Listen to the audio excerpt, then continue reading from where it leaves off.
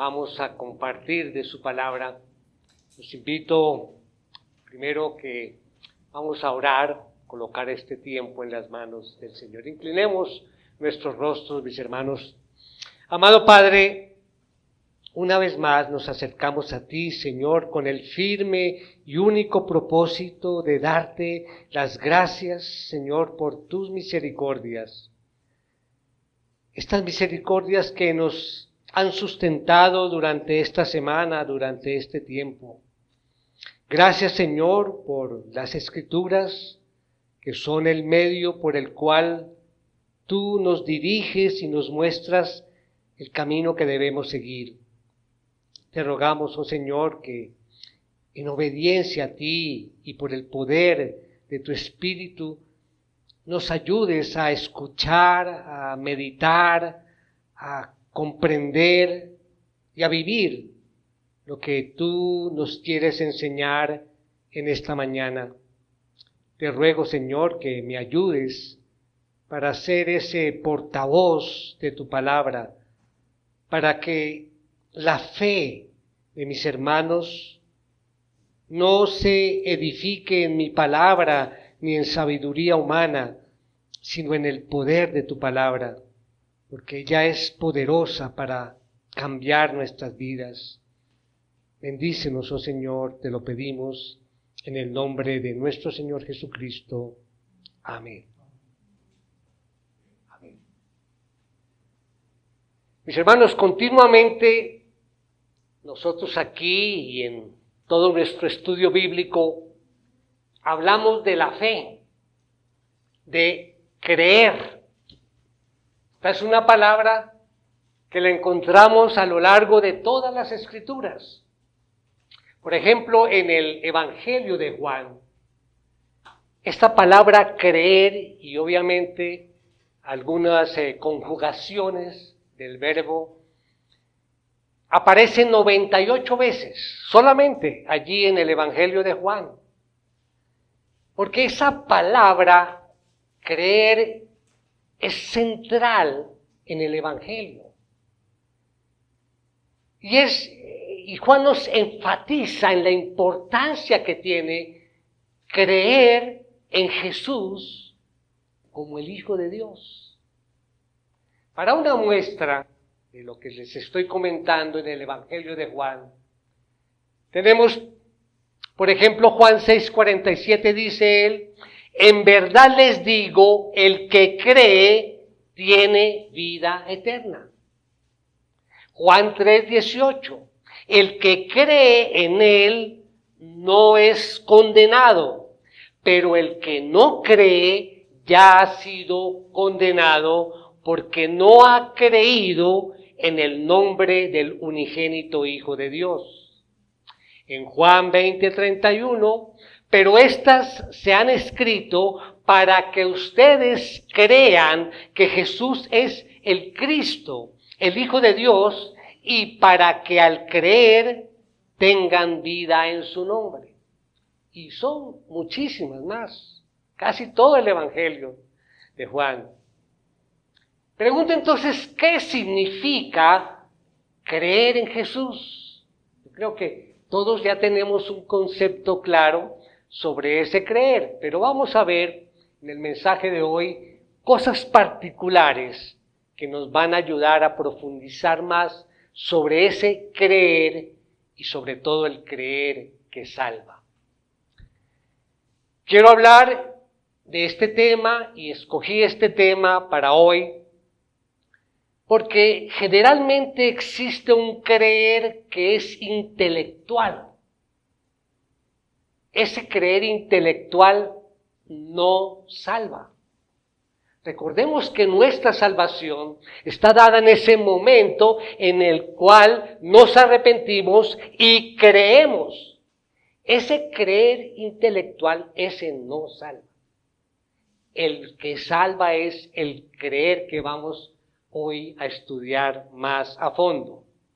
Por eso consideré que es de vital importancia establecer esa diferencia de ese creer solamente intelectual, de el creer que nos lleva a la salvación. Y vamos a tomar como base bíblica del mensaje de hoy, allí obviamente del Evangelio de Juan, acompáñenme, en el capítulo 6, vamos a leer del versículo 35 al 40. Dice así la palabra de Dios. Jesús les dijo: yo soy el pan de vida. El que viene a mí no tendrá hambre, y el que cree en mí nunca tendrá sed. Pero ya les dije que aunque me han visto, no creen. Todo lo que el Padre me da vendrá a mí, y al que viene a mí de ningún modo lo echaré fuera. Porque he descendido del cielo no para hacer mi voluntad, sino la voluntad del que me envió. Y esta es la voluntad del que me envió, que de todo lo que él me ha dado, yo no pierda nada, sino que lo resucite en el día final. Porque esta es la voluntad de mi Padre, que todo aquel que ve al Hijo y cree en él tenga vida eterna, y yo mismo lo resucitaré en el día final. A partir de este texto, y obviamente tratando de establecer esa diferencia en ese creer intelectual del creer que salva, vamos entonces a desarrollar 4 puntos, tomando como base lo que acabamos de leer. El título del mensaje de hoy es El creer que salva. El creer que salva. Y tenemos, por supuesto, nuestra idea principal. La idea principal del mensaje de hoy dice: creer incluye confianza y compromiso con Jesús como Salvador, y a su vez produce un cambio verdadero en el corazón y obediencia al Señor. Vamos al primer punto. El creer que salva no solo es intelectual, sino también es algo experimental.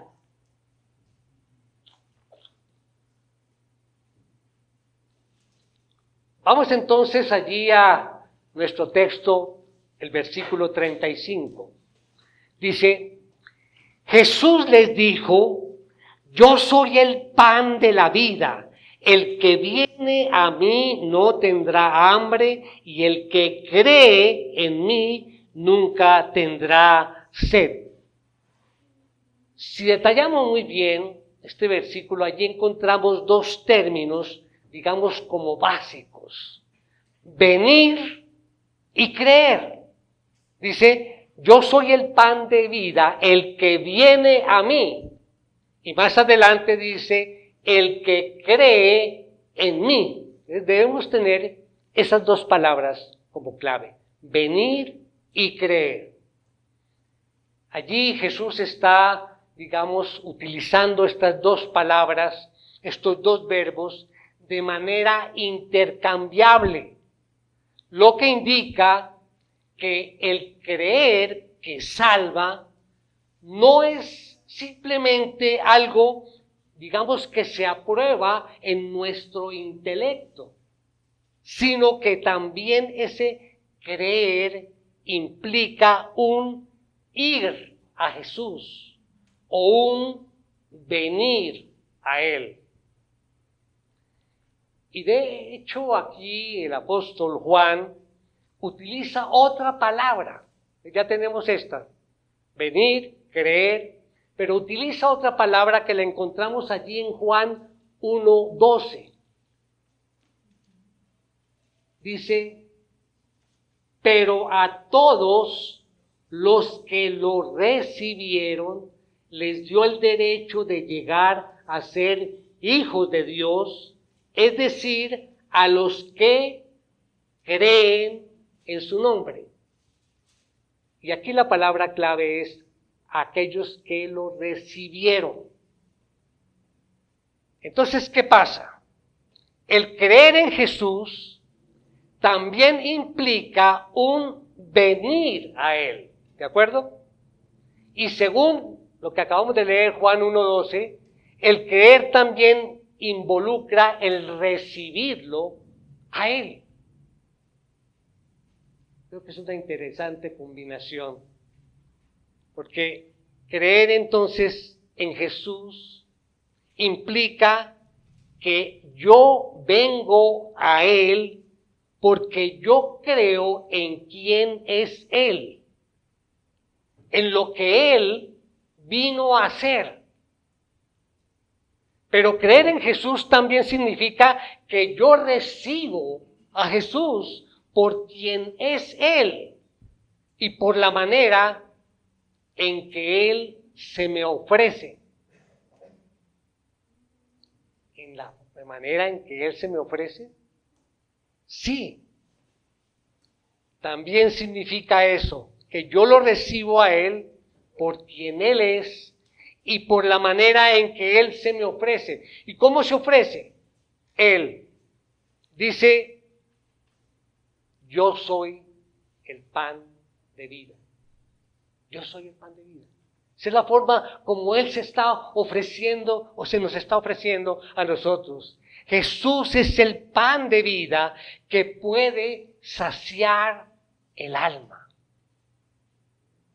De modo que cuando una persona cree en Jesús verdaderamente, o sea, ha creído de una manera salvífica, no está simplemente aprobando allí en su mente, sí, Jesús existió, es un personaje de la historia, Él vino al mundo y mostró cosas algo sobrenaturales. No, cuando yo digo creer en Jesús, yo me acerco a Él porque yo creo que Él es el pan de vida y que le va a dar a mi alma esa satisfacción que tanto anhelo.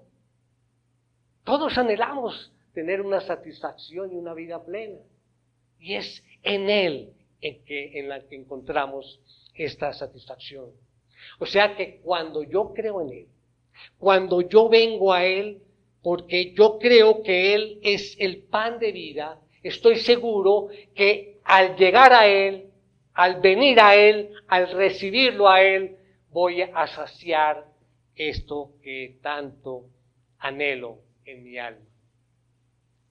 Hermanos, el saciar, ese saciar que da Jesús por medio de la fe, es tal que Jesús dice, el que viene a mí, como dice, no tendrá hambre, y el que cree en mí, nunca tendrá sed. O sea que el agua y el pan que descendió del cielo para saciar ese vacío que hay en nosotros, en nuestro corazón, solamente lo puede llenar Él. Solamente Él puede saciar ese vacío que tenemos en nuestro corazón. Y aquí aprendemos varias cosas. Como ya lo he dicho, es algo más que una cualidad intelectual, ese creer. Pensemos por un momento, digamos en unos capítulos aquí en Juan, estamos en este evangelio, del capítulo 3. Todos conocemos allí, creo, la historia de Nicodemo, ¿verdad?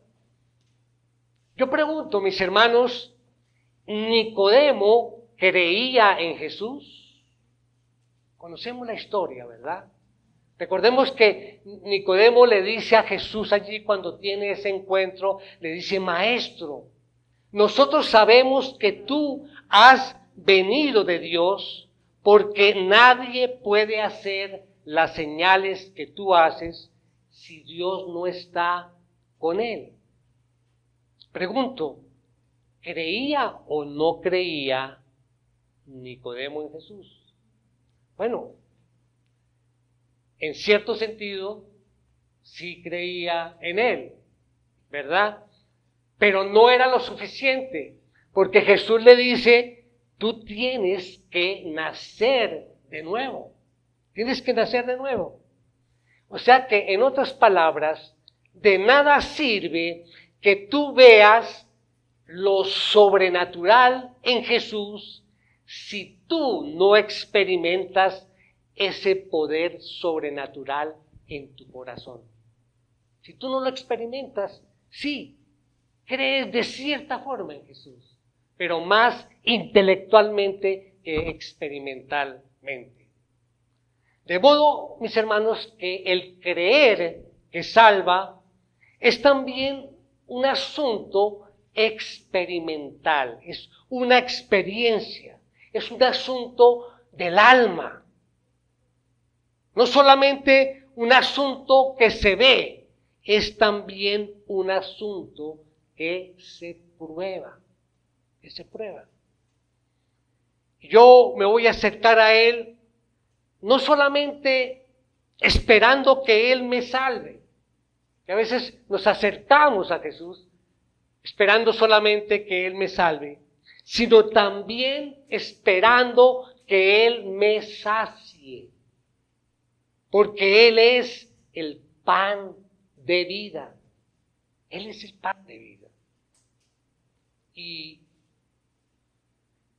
leyendo esto o meditando sobre esto, yo creo que entendemos al apóstol Pablo, y lo menciono a él mucho, a Pablo, porque Pablo decía, para mí el vivir es Cristo, y dice allí en Filipenses 3:8, dice Pablo,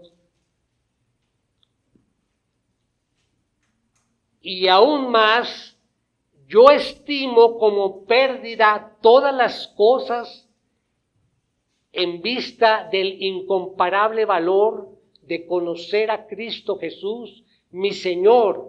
Por Él lo he perdido todo y lo considero como basura a fin de ganar a Cristo. Pablo, este hombre creía realmente en Jesús. Era alguien que, él decía, sí, Jesús es algo más que una figura histórica. Pablo creía que Jesús era quien saciaba los anhelos más profundos de su corazón. Ahora bien, mis hermanos, todo esto tiene un propósito. Y el propósito es establecer una relación, una conexión entre nosotros y Dios. Si lo personalizamos, este objetivo es concretar una relación, una conexión entre tú y tu Creador. Una relación que jamás tendrá fin. El Evangelio te dice lo que Jesús hizo para que por medio de tu fe en Él, tú puedas venir a Él y saciarte en todo lo que Él es. Eso es lo que nos enseña la Biblia. Pero hay una lección más aquí. Y es interesante cuando medita uno allí en estas frases, cae en cuenta de que no debe uno separar el gozo que sentimos por tenerlo a Él, separarlo de la gloria que Él recibe. A ver, ¿cómo explico? Jesús dice en una parte, vengan a mí todos los que están trabajados y cargados, que yo los haré descansar, ¿verdad? Y es Jesús el que dice aquí, yo soy el pan de vida, el que cree en mí y el que viene a mí no tendrá hambre ni sed jamás. Por lo tanto, cuando yo voy a Él para saciarme en Él, Él recibe la gloria. pero yo recibo el gozo. Esto es clave. Cuando nos vamos y acercamos a Él, cuando comemos de ese pan de vida, pues obviamente eso significa para nosotros deleite, gozo. Y ese gozo no lo podemos separar de la gloria de Dios que Él recibe por nuestro gozo. Cuando yo voy a Él para saciarme en Él, Él recibe la gloria y yo recibo el gozo. Yo no tengo que separar una cosa de la otra. La noticia, digamos, más liberadora es que Dios no separa su gloria de nuestro bien. Él no aparta su gloria de nuestro gozo, de nuestro bien. Dios se glorifica cuando buscamos nuestro bien en Él. Repito, Dios se glorifica cuando buscamos nuestro bien en Él. Todo lo que necesitamos para estar satisfechos está en Cristo. Así de sencillo. Está en Él. Por lo tanto, cuando buscamos nuestro gozo, nuestra satisfacción en Él, recibimos el beneficio. Pero la gloria la recibe Él. Mis hermanos, si nosotros hemos comido de ese pan de vida, si hemos bebido de esa fuente, tenemos que seguir haciéndolo.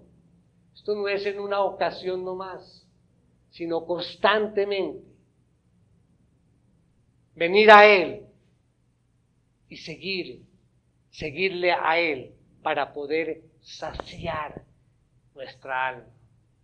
Mira lo que dice Isaías 55, 1, 2. Dice, todos los sedientos vengan a las aguas, y los que no tengan dinero, vengan, compren y coman. Vengan, compren vino y leche, sin dinero y sin costo alguno. ¿Por qué gastan dinero en lo que no es pan y su salario en lo que no sacia? Escúchenme atentamente y coman lo que es bueno, y se deleitará su alma en la abundancia. Coman lo que es bueno y se deleitará su alma en la abundancia. Así es que, mis hermanos, sigan comiendo de ese pan y sigan bebiendo de esa fuente permanentemente.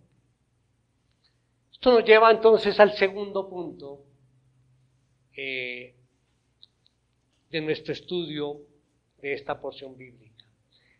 El creer que salva no es de todos. Ya habíamos visto en el primer punto, el creer que salva no es solo, es algo intelectual, sino también algo experimental. Ahora, el creer que salva no es de todos. Recordemos nuestra idea principal. Creer incluye confianza y compromiso con Jesús como Salvador, y a su vez produce un cambio verdadero en el corazón y obediencia al Señor. Versículo 36 de nuestro texto dice, pero ya les dije que aunque me han visto, no creen. No creen. Recuerden que creer significa ¿qué? Venir a Cristo, recibir a Cristo. Por lo tanto, cuando Él dice no cree, estamos hablando de personas que se niegan rotundamente a venir a Cristo, a recibirlo como lo que Él es. Así que no nos equivoquemos con esto. el creer que salva, como lo hemos dicho, no es algo solamente intelectual, es también algo experimental. ¿Y saben qué? La incredulidad también. El problema de la incredulidad también es experimental. Cuando una persona no cree en Jesús, lo que significa es que, aunque sepa que Jesús existió, aunque vea algo sobrenatural en él no quiere ir a él. No quiere ir a él para no ser saciado por él. Está perdiendo esa oportunidad. Entonces, cuando una persona se niega a ir a Jesús para ser saciado por él, ¿sabe lo que hace? Que busca la satisfacción en otro sitio. Ese es el problema. Busca la satisfacción en otro sitio. O sea, no creer en Jesús no significa necesariamente negar su historia como tal. No creer en Jesús significa que yo me niego a ir a Él para que Él me satisfaga y yo prefiero buscar la satisfacción en otras cosas. Yo quiero buscar lo que sacie mi alma en otras cosas, como lo llamó Jeremías, cisternas agrietadas que no retienen el agua. Pensemos en esto. Pues vamos a recordar la historia de Nicodemo. Nicodemo estaba buscando su satisfacción en su prestigio y su reputación como maestro de Israel. Eso era lo que estaba buscando inicialmente cuando se acerca a Jesús. Buscando su satisfacción en su prestigio.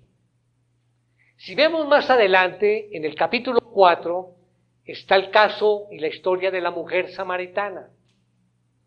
La mujer samaritana, cuando se acerca a Jesús, cuando hay ese encuentro con Jesús, ella estaba buscando su satisfacción en un amor romántico. Ya habla de que tenía 5 maridos y con el que estaba actualmente no era su marido. Estaba buscando la satisfacción en otra cosa aparte. En el capítulo 5, los escribas y fariseos buscaban la satisfacción en poder controlar a las masas, tenerlas allí bajo su control. Ahí estaban buscando su satisfacción. En el capítulo 6, cuando habla que Jesús alimentó a los 5,000, más de 5,000, ellos estaban buscando su satisfacción solamente en el pan físico, en lo material. Y la lista sigue. Todos conocemos personas que de pronto dicen, yo creo que Jesús existió, yo simpatizo con Él, pero hasta ahí. Yo seguiré buscando mi satisfacción en el dinero, en la fama, en el sexo, en el éxito terrenal. ¿Eso qué es? Eso es no creer en Jesús. Eso es incredulidad. No creer que Jesús puede saciarte más que toda esa basura que muchos están abrazando. Escuchen lo que dijo un apologista, C.S. Lewis, o C.S. Lewis, anglicano. Miren lo que él dijo, abro comillas. Si consideramos las atrevidas promesas de recompensas y la naturaleza abrumadora de las recompensas prometidas por Jesús en los evangelios, parecería que nuestro Señor considera nuestros deseos no demasiado fuertes, sino demasiado débiles. Porque somos criaturas tibias, tonteando con el alcohol, el sexo y la ambición, mientras que se nos ofrece un gozo infinito, como un niño ignorante que continúa haciendo pasteles de lodo en una pocilga porque no puede imaginarse lo que es un banquete y unas vacaciones en la playa. Y él cierra diciendo, es que nos contentamos con demasiado poco. Trata de decir allí que lo poco que nos contentamos es basura, cuando tenemos la oportunidad de contentarnos con el verdadero gozo, tomando el pan de vida. El ser humano, entonces, ¿qué pasa? Todos nosotros, ¿qué anhelamos? Anhelamos satisfacción, plenitud, ¿verdad? Y eso no es malo. No es malo, eso es lo que deseamos nosotros. No es tu búsqueda de satisfacción y plenitud lo que está mal. Es el lugar donde lo estás buscando. Allí es donde está lo malo. Y el problema es creer que saciar el alma con cosas triviales, cosas que no van a dar gozo pleno ni eterno, es cambiar lo eterno por lo temporal. Es cambiar lo infinito por lo finito. Es cambiar lo incorruptible por lo corruptible. Es cambiar la fuente de agua viva por una cisterna agrietada que no retiene agua. Todo el que quiera ser amigo del mundo se constituye en enemigo de Dios. Vamos al tercer punto, mis hermanos. El creer que salva es la evidencia de la elección. Recordemos nuestra idea principal. Creer incluye confianza y compromiso con Jesús como Salvador y a su vez produce un cambio verdadero en el corazón y obediencia al Señor. Volvamos a nuestro texto base, versículos 37 y 38. Dice, todo lo que el Padre me da, vendrá a mí, y al que viene a mí de ningún modo lo echaré fuera. Porque he descendido del cielo, no para hacer mi voluntad, sino la voluntad del que me envió. Miremos la primera parte. Todo lo que el Padre me da, vendrá a mí. Reflexionemos sobre esta verdad. Ese creer salvador del que estamos hablando solamente le pertenece a aquellos que le han sido entregados por el Padre. ¿Sí? Repito.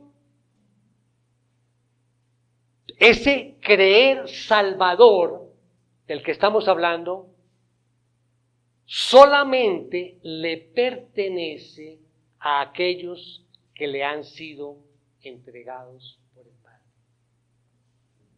Este versículo, ¿qué resalta? La voluntad soberana de Dios al escoger a quienes vienen a Él para recibir salvación. La voluntad soberana de Dios. La soberanía absoluta de Dios es la base de confianza de Jesús para el éxito de su misión. Esa es la base. Jesús confía plenamente por la voluntad soberana del Señor.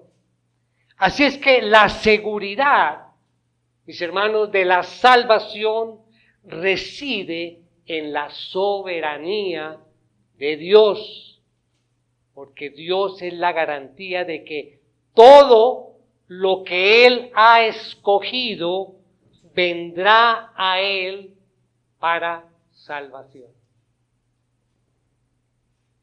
Y allí en el versículo 37, cuando dice, todo lo que el Padre me da, ese me da, al decir me da, Jesús afirma que cada persona es escogida por Dios y traída a Él. Traída a Él. Lo cual debe considerarse esto como una dádiva de amor del Padre hacia el Hijo. El Hijo recibe cada dádiva de amor. Cada uno de estas personas o de nosotros que han sido entregadas a Jesús, ¿sí? Es un regalo, es una dádiva de amor. Ninguno que haya sido escogido se perderá. Eso lo sabemos, ¿verdad, mis hermanos? Ese propósito salvador, esa es la voluntad de Dios y el Hijo la cumplirá a su perfección. Miremos en este texto, hay por lo menos dos cosas allí que vemos. Primero, que Jesús fue enviado por su Padre desde el cielo para llevar a cabo el plan del Padre. Y pues obviamente la voluntad de Él para llevar a cabo eso. Porque dice el versículo 38, volvamos a leer, 38. Porque he descendido del cielo no para hacer mi voluntad, sino la voluntad del que me envió. Pero vemos también aquí, como parte de ese plan, ¿qué hizo? Dios tomó un grupo de personas elegidas y se las entregó directamente a su Hijo. Dice allí el versículo 37, todo lo que el Padre me da, vendrá a mí. Todo. Entonces, Jesús está pensando en un grupo de ovejas que el Padre, desde antes de la fundación del mundo, el Padre amó y se las entregó al Hijo. Desde antes de la fundación del mundo. De hecho, en el capítulo 10 de Juan, podemos ver eso mismo, cuando Jesús habla allí de las ovejas que me siguen. Y sabe lo que dice, fue mi Padre que me las dio y están en mi mano. ¿Saben lo que significa esto? Estamos en las manos de Él.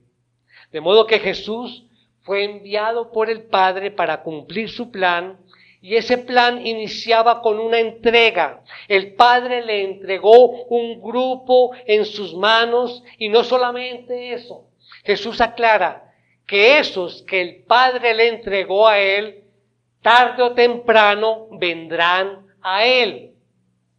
Todo lo que el Padre me da vendrá a mí. Dios mismo se asegura de que esos que Él le entregó al Hijo vengan a Él. Dios se asegura de eso. ¿Y cómo lo hace? Obrando en sus corazones. Dios garantiza que los elegidos vengan a Cristo. Mi hermano, mi hermana, aquí hay suficientes razones para cultivar gratitud y humildad. Porque si el Padre no te hubiese entregado al Hijo, tú nunca hubieses venido a Cristo. Dicho de otra manera, tú entendiste que Jesús es el pan de vida porque Dios te abrió los ojos. Tú viniste a Cristo encontrando la satisfacción de tu alma y esa resistencia que había en ti fue vencida porque el Padre venció esa resistencia. Estás en Jesús porque Dios te ha traído a Él. ¿Qué más decir a esto? Que si no hubiera sido, mis hermanos, por la gracia soberana de Dios, ¿dónde estaríamos nosotros? De seguro estaríamos mendigando allá en ese mundo. Pero vinimos a Cristo buscando en Él la satisfacción porque Dios cambió nuestros corazones. Dios cambió tu corazón. Miremos ahora la cuarta verdad, cuarto punto de nuestro mensaje de hoy. El creer que salva confirma una salvación segura.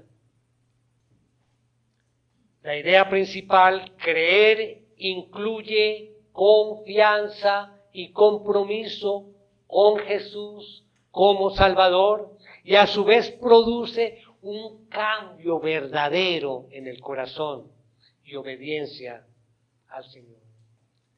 Allí versículo 39 y 40 de nuestro texto. Y esta es la voluntad del que me envió, que de todo lo que Él me ha dado, yo no pierda nada, sino que lo resucite en el día final, porque esta es la voluntad de mi Padre, que todo aquel que ve al Hijo y cree en Él tenga vida eterna, y yo mismo lo resucitaré en el día final. Parece que el plan o el propósito de Dios no termina allí cuando el pecador viene a Cristo Jesús.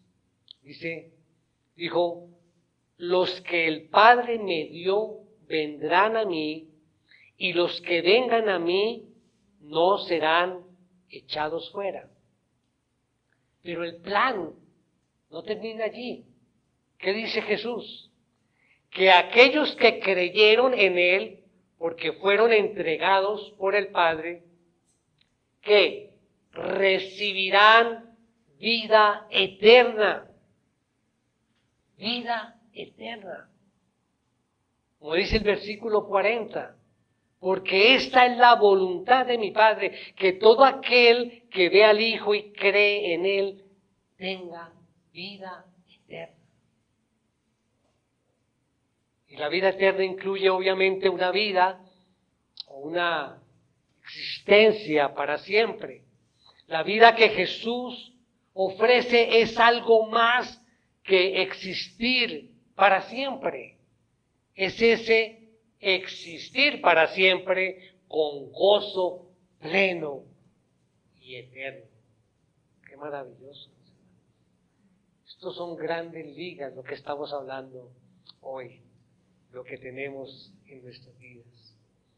La vida eterna incluye obviamente una vida o una existencia para siempre. Miren lo que dice el Salmo 16:11.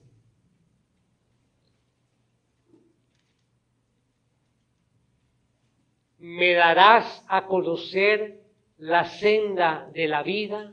En tu presencia hay, ¿qué? Plenitud de gozo. En tu diestra hay deleites para siempre. Esa es la vida eterna. Una vida que no termina. Y estaremos con pleno gozo, porque estaremos siempre en comunión con el Señor. De hecho, Jesús lo dijo allí, Juan 17:3. Juan 17:3 dice, y esta es la vida eterna, que te conozcan a ti, el único Dios verdadero, y a Jesucristo, a quien has enviado.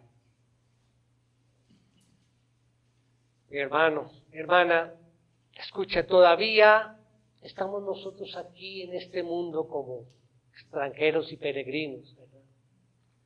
Todavía estamos, o tú estás en este cuerpo de muerte. Pero, como lo decía también uno de los himnos que entonamos, nosotros ya tenemos vida eterna. Cuando entendemos cuál es el verdadero creer que salva.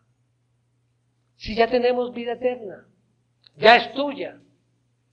Desde ya puedes saborear la comunión con Dios a través de Cristo.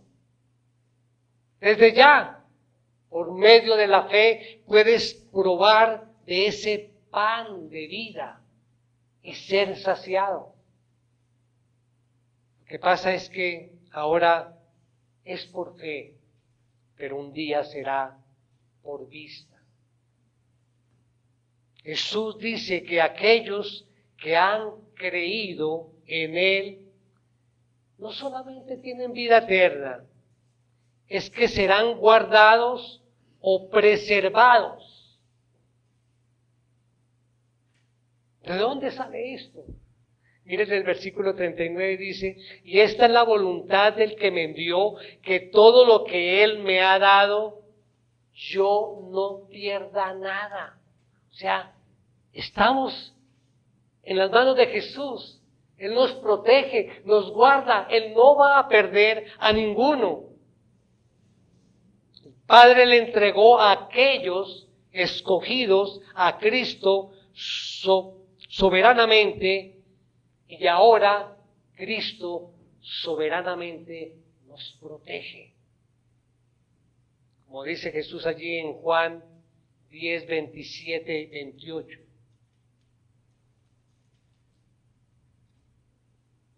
Diez, 27 y 28. Mis ovejas oyen mi voz, yo las conozco y me siguen. Yo les doy vida eterna y jamás perecerán, y nadie las arrebatará de mi mano. Hermanos, no solamente tenemos vida eterna, no solamente tenemos una comunión eterna con Cristo, es que nada ni nadie nos podrá arrebatar de su mano. Y no solamente eso, una cosa más. Aquellos que creen que le han sido dados al Hijo, no solamente tienen esa vida eterna y son preservados, sino que un día serán resucitados. Yo digo serán, pero realmente seremos resucitados. Dice el versículo 39, la parte B, dice, sino que los resucite en el día final. Y lo repite allí en el versículo 40, vuelve y lo repite, dice, tenga vida eterna y yo mismo lo resucitaré en el día final. ¿Y por qué, digamos, esto es importante? Porque acabamos de decir que todo aquel que viene a Cristo, que recibe a Cristo, que cree en Cristo y come de Él como el pan de vida, no solamente tiene vida eterna, sino que también es preservado. Y esto es importante, porque aquí podemos decir, mi hermano, mi hermana, tu salvación es segura, porque la vida que Cristo da no es temporal, sino eterna. La salvación que Cristo nos da es segura, porque estamos seguros en sus manos. Nadie nos puede sacar de allí.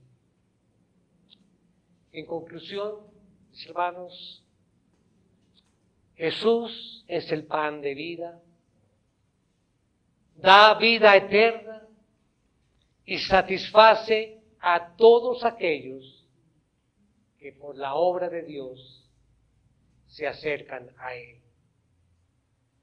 Y hoy, mis hermanos, en esta preciosa mañana de adoración al Señor, hoy vamos a participar de la Santa Cena.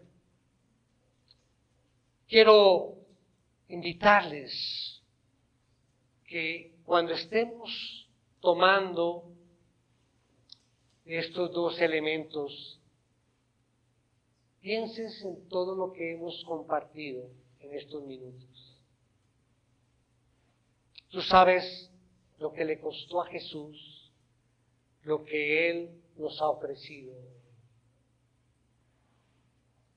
Nuevamente, recordando a C.S. Lewis, dice, estas atrevidas promesas que Él te hace para saciar tu corazón, a Él le costaron la vida.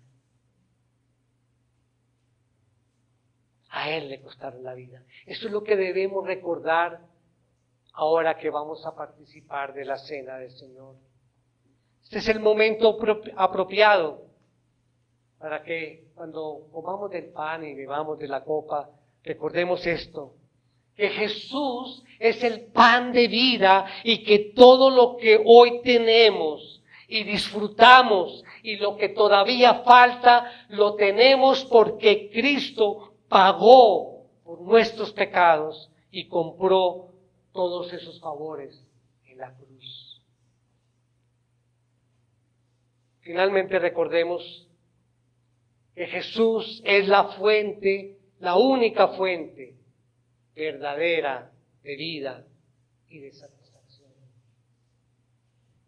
Persistamos, mis hermanos, persistamos en seguir el ejemplo de Jesús, su enseñanza, para que de esta forma podamos encontrar la paz y el sustento verdadero en nuestras vidas. Amén. Inclinemos nuestros rostros. Oh Dios eterno, Padre celestial, después de escuchar y de meditar en tu palabra, rogamos tu favor, Señor, para limpiar nuestros corazones y poder aplicar tu palabra en nuestras vidas.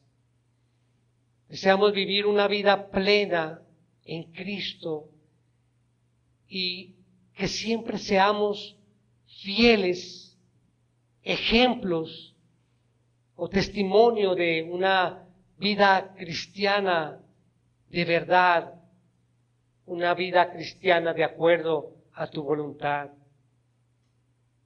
Gracias, Señor, por darnos siempre la esperanza de un mundo mejor y de una vida completa. Y sabemos que solamente la obtenemos en Cristo Jesús. Gracias, Señor, por mantener viva nuestra fe y por rodearnos de tanto amor, Señor. Humildemente, Señor, pedimos tu gracia para que podamos caminar allí en tu santa voluntad y poder seguir recibiendo y tomando constantemente del pan de la vida. Reconocemos, Señor, que somos débiles y estamos convencidos de que es en Jesús donde encontramos la fortaleza y la suficiencia que necesitamos. Ayúdanos, Señor, a vivir vidas llenas de gratitud hacia nuestro amado Señor y Salvador. Pedimos tu gracia en el nombre de Cristo. Amén. Amén.